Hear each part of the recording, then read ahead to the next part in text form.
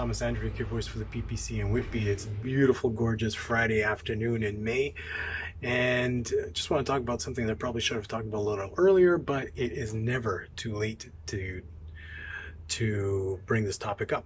And we're going to look at, particularly Stephen Gibault, the Minister for the Environment. At the end of March, he basically was like a child who got to go to the candy store with mom and dad's credit card and buy whatever he wants. Well, instead of going to the candy store, he went to the environmentalist store and bought himself an emissions reduction plan with taxpayers' credit card. And this emissions reductions plan is going to cost us Canadians billions and billions of dollars over the next number of years. And even after the Trudeau government is no longer, it's going to be costing us a lot of pain. This emissions reductions plan is basically an umbrella plan. It's an umbrella plan that will touch, because it's going to touch every aspect of every Canadian's life. And especially it's going to touch industry, economics, infrastructure. This is all going to be affected, and it's going to hurt us all for a long time, for many years to come, in every aspect of our life. One of the greatest concerns of this emissions reductions plan is not that we have an emissions reductions plan, because to innovate and make sure that our environment is clean and we're looking after it and being able to hand over what we have to the younger generations for years to come, this beautiful country, and looking after it. Of course, we need to do that. We need to look after that. Innovation's a good thing. However, the way that this is being handled in such a rigorous plan, and a plan that is missing flexibility, is quite discerning, especially when we look at it and the fact that the government is footing the bill for most of it. Why the government feels that it has to pay for most of it is beyond me. Why we're giving handouts to big companies and factories to look after their emissions, I do not understand. Why we're not asking companies, oil companies, factories, whatever it may be, these industries, to come up with solutions to innovate on their own through tax incentives. I'm not sure. I don't understand why the government feels that it has to hand out billions of dollars of taxpayer money. I don't quite see why that is good for us, because it's going to hurt us in the long run. We don't have that kind of money at the moment. We are in trillions of dollars of debt, and this is going to put us even to bigger debt, because for this plan to come to fruition and to see the results of this plan is not going to be today or tomorrow. It's going to be for years to come later down the road. That's one thing. Then we have to look at also, because we know that they want to go electric. They want to go clean energy. Well, what does clean energy mean? Clean energy means that we need electricity. And we need electricity that is brought about through clean and environmentally friendly ways of generating energy. And this is going to be a huge issue as well, because imagine if everybody hooks onto the system and to the grid all at once. We're all charging cars, we're all heating our homes with electricity. We're doing all these steps and these things through all at the same time. How is this going to affect us? Are we going to be able to maintain that grid and be able to have enough energy so that everybody can be satisfied and have satisfactory electricity to do what they please? Well, we already know that, for example, even in Ontario, we do get rolling blackouts, brownouts, and other parts of the country as well. There is not enough electricity being produced to be able to have this plan work, and to have enough electricity produced and have enough power generating stations built takes time. It's not one day to the next. We've closed coal burning power stations. We don't have those anymore in Ontario. Wind power generators doesn't produce enough electricity. It's not good enough. Also, for us looking after the environment, well, as far as we know, the blades of those wind generators, not recyclable. They do break down. They do have noise pollution, and they're also not great for the birds as well, as we know. Okay, well, let's take a look at something else then. What about solar energy? Well, first of all, the solar panels are not environmentally friendly when they're being produced. They're not recyclable either. Most of them are also produced in China. Don't think we want to go down that road. Also, we need a massive amount of fields to be able to place these solar panels. Also, in the summer, in the winter, we don't have as much or that much sunlight to help produce enough energy. So this isn't the greatest solution either. Fine, well, let's look at something else. Hydroelectricity. Well, the problem with hydroelectricity is that you need to flood a lot of land. For looking after the environment and for looking after our land and our nature, I don't think that's the best route to go.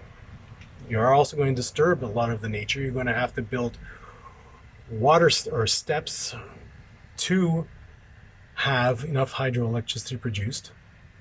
Not the best, not the greatest solution. So what are we also looking at? Well, what about nuclear energy? It's clean, fairly environmentally friendly, yes. However, many people are scared to have nuclear energy, figuring that we're going to have another Chernobyl. Don't forget though, nuclear power plants these days, especially the CANDU nuclear power plants, are proven to be very effective and very safe. Yet at the same time, many people don't want to have nuclear power. I just read an article in Saskatchewan. They want to get rid of, the NDP want to get rid of these mini nuclear power plants that could produce enough energy for them. People don't want that. They don't want nuclear power. And they also figure we have to be able to figure that these nuclear power plants take years to develop and years to build. Not 1 or 2, a good 8 to 10 years. But according to this emissions reductions plans, we don't have enough of them. We don't have enough time. We don't have that kind of time because they want it done now. But let's look further. For example, EVs. Now we know electric vehicles are something that they want to bring in and they're pushing hard for. Let that be cars, trucks, buses, boats. To produce EVs, we need batteries. The batteries that are being produced today, the lithium batteries that are being produced today, they don't last forever. They last a number of years. It's pretty good, but also they cannot be recycled. They're not environmentally friendly. The production of these batteries, the lithium that needs to be mined out, is not environmentally friendly. Has anybody looked at the environmental impact that the Ring of Fire mines might have on Ontario? Do we know, has anybody asked for those numbers for the environmental impact study? I don't think so. I haven't heard any, nobody's talking about it. But that should be talked about. If we're all concerned and so concerned about the environment, why aren't we looking into this? Again, billions of dollars being pumped into the Ring of Fire mining area and billions of dollars being pumped into electric vehicle companies and electric vehicle production and battery production. But again, the environmental impact is huge, massive. What about the batteries when they're done? Again, an environmental hazard afterwards. We can look at batteries and producing batteries and innovating on batteries so they last long, but we're not there yet, especially in a cold climate like Canada. We're not at that stage yet. Environmental electric vehicles, and again, the charging stations. Why is the government putting up the charging? Why are they footing the bill for it? So all these things have to be looked at, and they're not. We're pushing through. And it's an activist government that is telling us what will happen for the next number of years, which is scary. The amount of money that's being thrown out is absolutely frightening.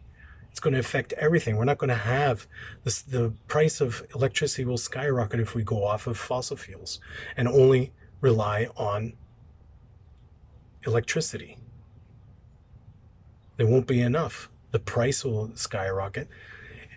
And here's another issue. For example, if we don't have gas, if we're not fueling with gas, if we're not fueling our cars with gas but with electricity, where are all those taxes going to come from that were put onto per liter of fuel? enormous amount of tax money in fuel.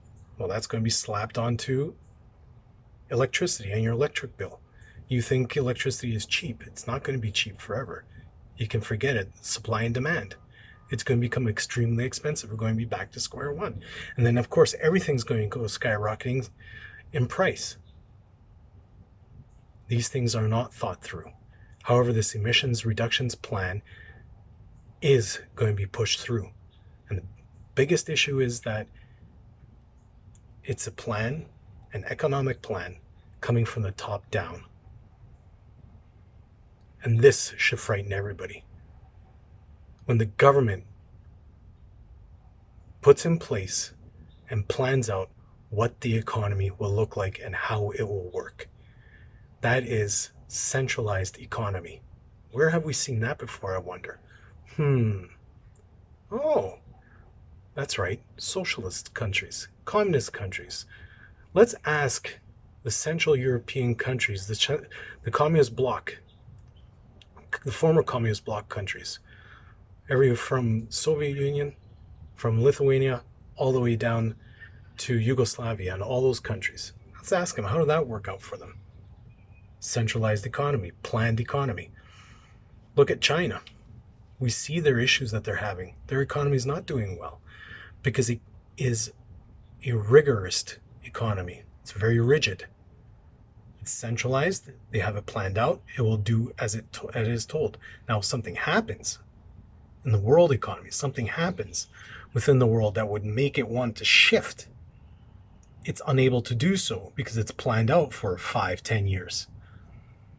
Whereas a economy that is based from the ground up, so saying that what the people need, and an economy that satisfies the needs of the people and the want of the people, those economies are able to flex.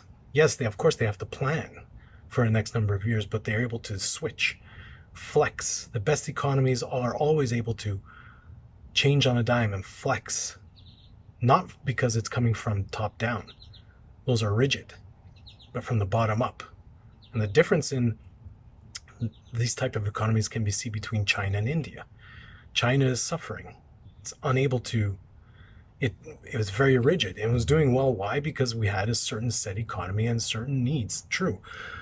But once those needs changed, for whatever reason that the world threw at it, it's built upon planned economy, unable to change and very rigid, not able to flex. India, on the other hand, started off slow,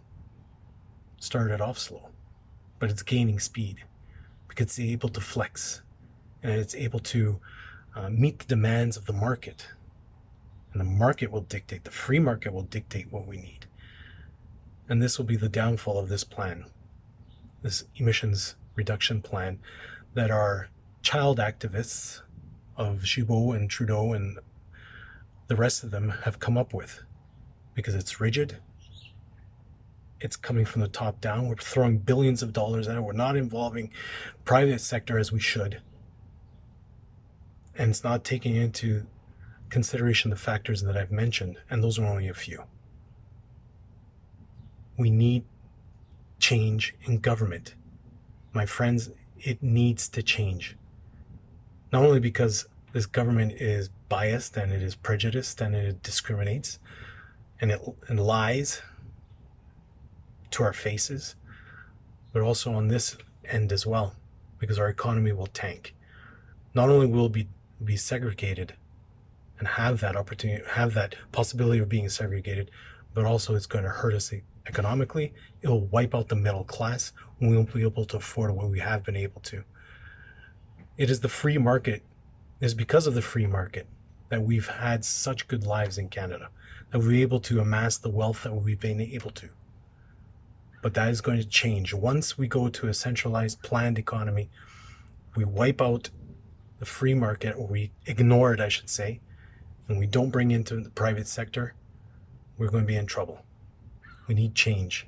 We need to go back, go away from this liberal, socialist, NDP type of economy, planned economy, and go back to the free market. The PPC is for freedom. The The PPC is for the free market. PPC is for responsible capitalism, because that is what's going to bring us prosperity, and that will put us back onto the ability to have freedom and peace back in Canada. Thanks for your attention. We'll talk later. Don't forget, the PPC, they're with the everyday individual. They're with you.